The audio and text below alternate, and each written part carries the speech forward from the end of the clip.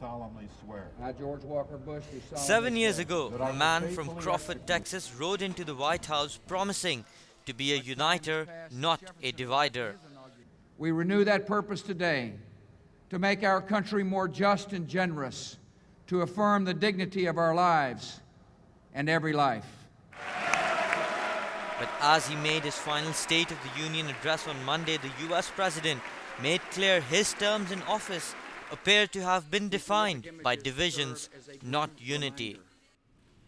The advance of liberty is opposed by terrorists and extremists, evil men who despise freedom, despise America, and aim to subject millions to their violent rule.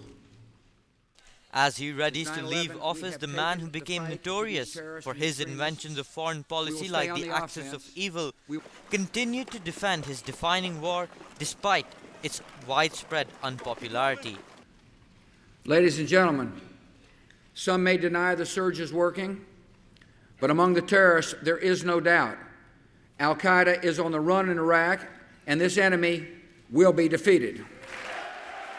But has the American commander-in-chief persuaded his country?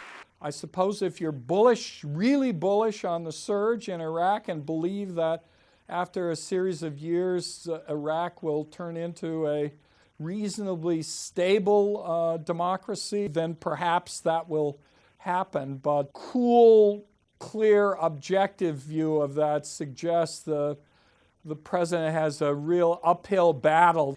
And what of the Iraqis themselves? How have they emerged from this fight for liberty? We cannot, as International Committee of the Red Cross, say that things have really improved. There are needs today on many levels.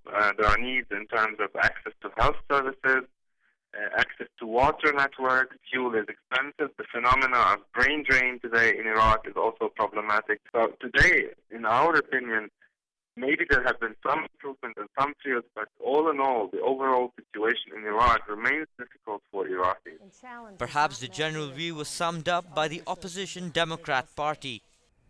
America's foreign policy has left us with fewer allies and more enemies.